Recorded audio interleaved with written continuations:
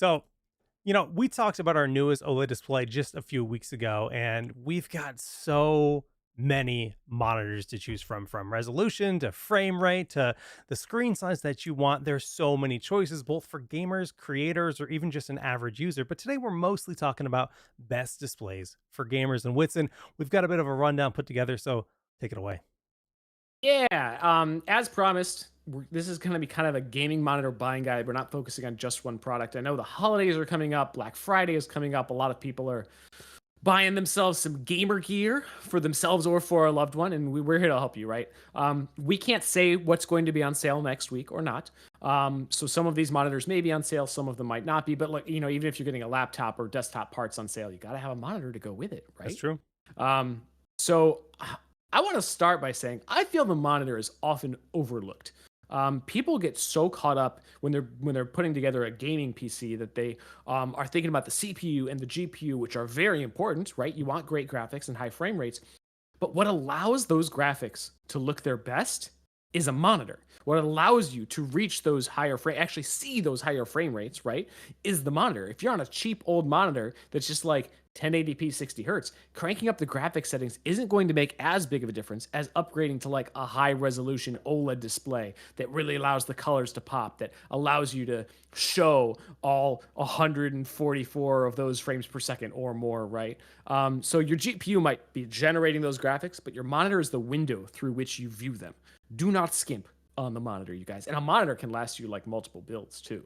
So now, Jake, as you mentioned, we have so many monitors and there are so many different spec combinations. We can't possibly list every model we sell here, but we're going to go through some of the most kind of widely applicable models for most users, both on the more budget end up to the high end. And actually flip that. We're going to start with the high end and then go down to some more affordable models. So stick with us. But that's kind of the goal of what we're going to do today. So let's start with kind of some all-around 27-inch OLED monitors. By the way, guys, there is a link in the video description with everything that we're going to talk about today in article form and with links of where to buy and little tables we're going to show that help you compare monitors. So hopefully this will be really, really easy for you, but this is kind of a chat version of it. So 27 inches. Let's start at 27 inches.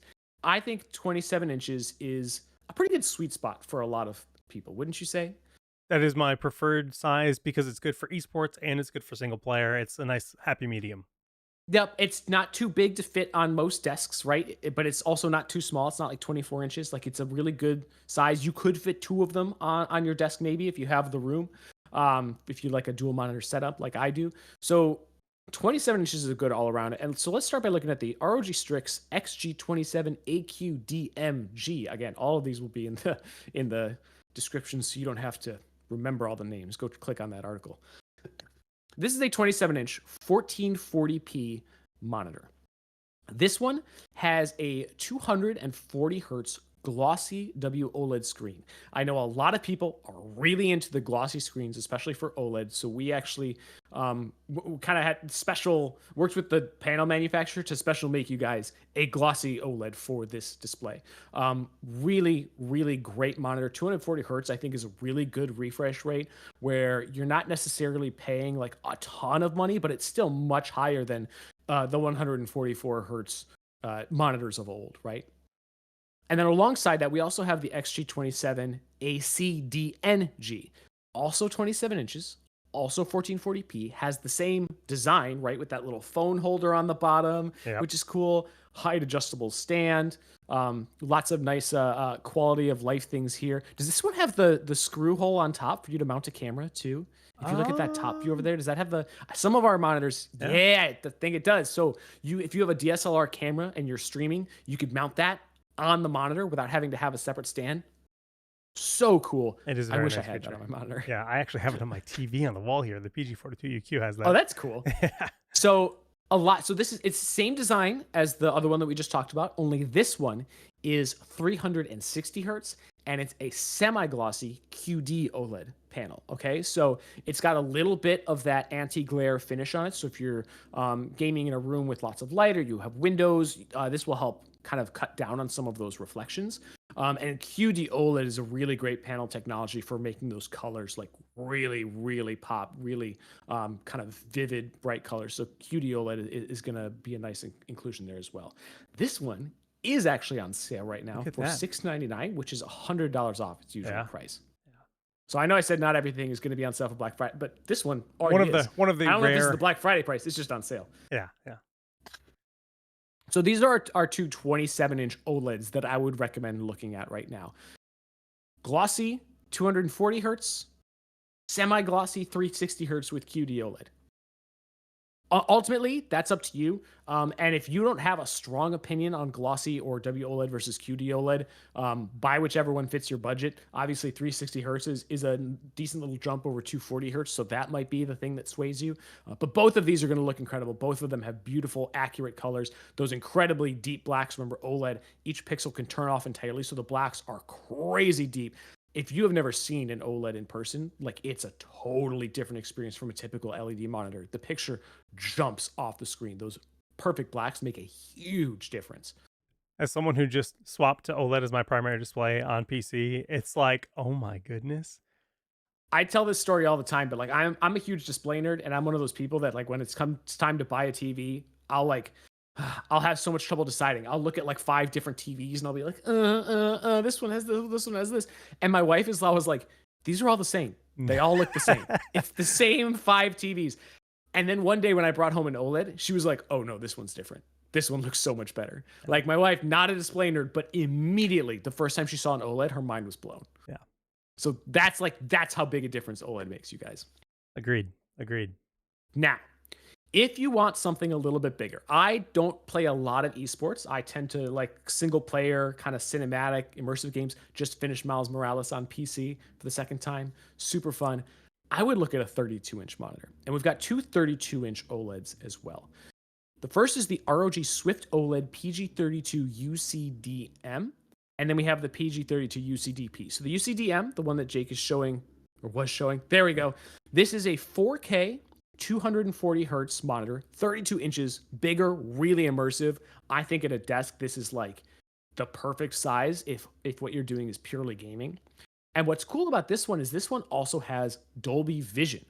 So if you like to watch movies on your monitor and things like that, you know, you're streaming the latest Marvel or Star Wars show or watching some that, like you can get Dolby Vision, which is really nice because it makes a little bit better use of the monitor's HDR capabilities, kind of pushes HDR just a little bit further to that next level to get that extra highlight detail in there. Now, the UCDP, again, 32-inch OLED, a lot of the same benefits, similar design, but this one is dual mode. So this is really cool. If the first one was 4K 240 hertz, this one is also 4K 240 hertz, but it uses a QD OLED panel, like I was talking about earlier, and you can put this into a second kind of esports mode, which flips the display to a 1080p resolution with a 480 hertz refresh rate. Now, Jake has been playing with a 480 hertz monitor, and I'm sure he can tell you how crazy smooth that is. Dude, you wouldn't think that 144 to 240 to 480 would really be that noticeable, but even So smooth. with a controller playing Rivals of Aether, I can feel the difference. With a controller, with a mouse, I was actually surprised by that. I figured with a mouse, I would really be able to tell the difference because you can kind of feel it. But even playing controller games, I can feel the difference with a 480 hertz display. It is easier to tell with a mouse, but yeah, with a controller. I mean, so part of that is because these OLED displays, one of the other benefits besides those super deep blacks is that they have a really, really fast response time, which is how quickly the pixels can shift from one color to another. Now, you know, on an LCD display, those liquid crystals that literally have to shift, sometimes it takes a millisecond or 2 milliseconds or 3 milliseconds. Not bad until you get, you know, some monitors that have really slow response times. You might see some ghosting, but you know, a typical IPS display, especially some of our fast IPS displays, can shift pretty quickly. OLED is like a fraction of a millisecond. It is so fast that when you're playing at those super high refresh rates, you can actually tell because the pixels are shifting fast enough to keep up. And motion is just crazy clear. So if you do play the occasional esports game, but you want a 32-inch display, the UCDP here, this dual mode one, will let you play 4K 240 hertz when you're playing like, you know, God of War or something. And then you can switch to 1080p 480 hertz for some Overwatch action or CS2 or whatever it is that you play. And I believe this monitor also lets you shrink down the viewing area a little bit. So because I know a lot of esports people, They may want to crop. yeah, you want to kind of crop it down a little bit so you don't have to be looking around the monitor. So that's a really nice benefit if you're playing multiple different types of games. If not, the PG32 UCDM is going to be a great option as well. And I forgot to show the comparison table for these. We do have comparison tables for all of the monitors we've mentioned in this article. So I don't know, maybe you can pull this one up here. I think it's in your next tab. Yeah, for this one. Yeah, so this makes it really easy to tell. You've got the dual mode there, which is WOLED, anti-glare. You've got the UCDM, which is 240 hertz, with the semi-glossy QD OLED panel. Makes it easy, and there's some places to buy in the US and Canada. If you're in a different region, you can go to the product pages for these monitors, and it'll send you the where to buy links for your region. Yep. The construction guys have started outside. Hopefully you guys can't So far, hear so it. good. Now, there is one more OLED that I want to talk about before we move on to some of the other models. This is like a pure esports monitor, right? Like this is this is the one that Jake has been playing on, the ROG Swift OLED PG27 AQDP. This is the one we talked about last week. Jake's been playing on it, 27-inch, 1440p, just like the others. But this one is really specifically geared towards esports with a 480 hertz refresh rate. It is nuts. And it's other beautiful. cool. It's glorious. Have you played with the AI assistant at all?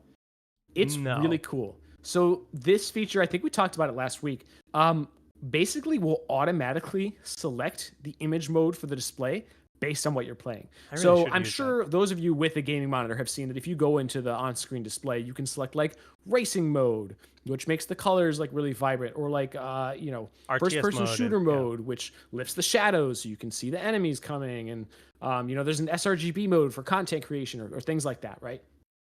This monitor has an AI feature built in that will just detect what kind of game is on the screen and flip you into the correct mode automatically. So you never have to like futz with it. It'll just be like office mode, low blue light, deploy. Oh, you're playing a first person shooter. I can see the giant gun, shadows, boost. Like it's so cool. So cool. So if you are an esports player, I would definitely look at this. It also obviously is good for other games as well. But yeah. It's good for everything. If you're playing esports, you need the 480 hertz. This is tuned for esports, and like I said, I can't believe it how much I can even tell the difference playing with a controller, right? In a fighting game, right? It feels so good. I have yet to try it with like Valorant or CS:GO, but at Call of Duty, I'm getting about 200 FPS. Playing at max settings, playing Black Ops 6, and that just feels amazing, even at that. Yeah, 1440p, mind you. Oh yeah, true. You could always turn it down to 1080p or use DLSS or whatever if you want more frames. So Paolo in chat is asking, what would be the best monitor for content creators and photographers?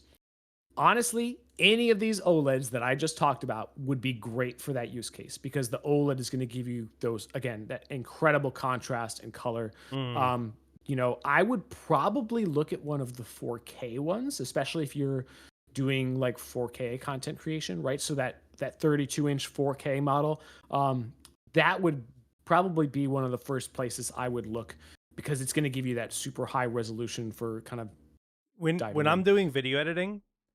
That's the one time when I miss my 32-inch displays the most, right? Like I like my 27-inch panels, and I have two of them. I even have a third little teleprompter on my desk. 32-inch gets a little bit too big, but man, I really prefer 32 inches when it comes to Photoshop and Premiere and using any of that kind of software. It is preferable. So I agree with that. 32-inch 4K display for content creators / gaming. These displays are made for that, and they're perfect. Yep, but you could use any of those. The other thing I'll mention, I mean, you brought up Premiere, which is a really good example. We do have some ultra wide OLED displays too. We're not really talking about them today, but if you're doing video editing, you get an ultra wide display. You got that whole timeline across the entire display, which some people like. Yeah, I've never tried that. That sounds amazing though. Right? I mean, like, so we do have, I mean, we have 21:9, and I think we have a 32:9 OLED as well. So you can go look those up. Those might be options as well. If 32 is too big, any of those 27 inches monitors are going to be perfect for you. We don't have a 4K 27-inch OLED yet. True. But who knows what the future holds? Yeah, very possible. All right. let's move on to some more affordable options. If you can't quite swing OLED, or you just want an LED monitor for whatever reason, let's look at some of the options from TUF Gaming. These are mostly going to be 27-inch 1440p models here, but with some differences. So here's what the TUF Gaming monitors look like. I have actually owned a TUF Gaming monitor, and I thought it was great. I think a lot of these can really punch above their weight class when it comes to LCD displays, especially because some of these are starting to drop in price thanks to the ROG Strix monitors we're going to talk about in a minute.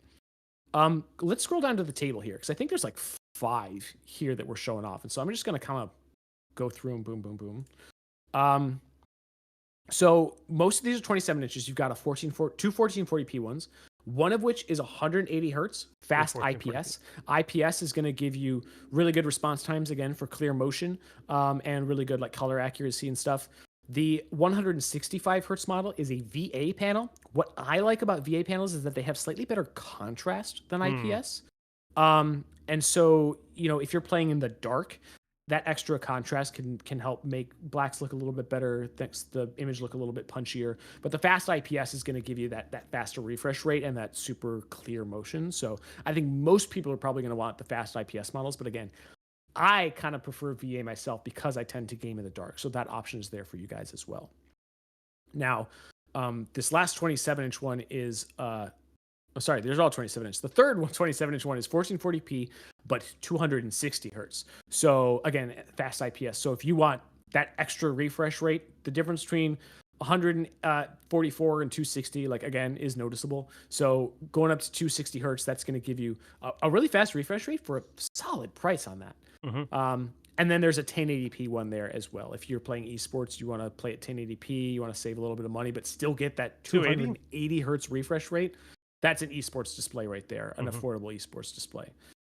So that's an option. I personally probably go for 1440p, but again, for the extra refresh rate, and if you're going to be playing at 1080p anyway because you're mostly an esports gamer, there you go. Yeah, 1440p for 27 inches is perfect, though. That's the sweet spot for me. So I think agree. so too. Yeah. Okay. Now, that said, we also have our ROG Strix XG series of monitors. Now, there are a lot of other TUF Gaming models that I didn't go through, right? Ultra wide models, etc. But for most people shopping at that price point, like those 27-inch models are going to fit most people's needs. For ROG Strix, we did have a standalone episode of ROG Pulse earlier this year when these monitors first launched, so you can go check that out as well. But here's like a quick rundown. Again, mostly 27 inches, although we do have a 32-inch model here. And they step things up in a few ways. All of these are LCD, right? We already talked about OLED, so these are the LCD monitors.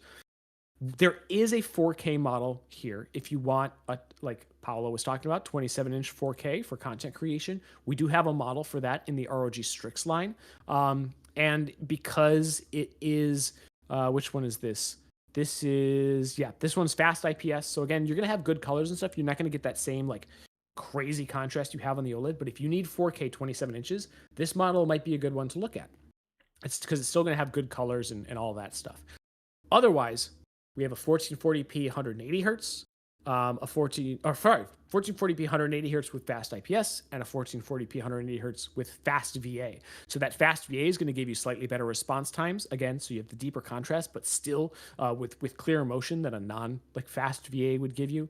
The Strix models also have some of those like extra quality of life features, right? Like it's got that little stand for your phone, which is cool. I do like that. The stands in general are a bit nicer, like the arms on themselves, that too. Yep. Like when you go from ROG to TUF, ROG is always a little bit more premium. Sometimes you have more adjustability and things like that. You'll have to check the individual models because some of the TUF models have that extra adjustability and some don't.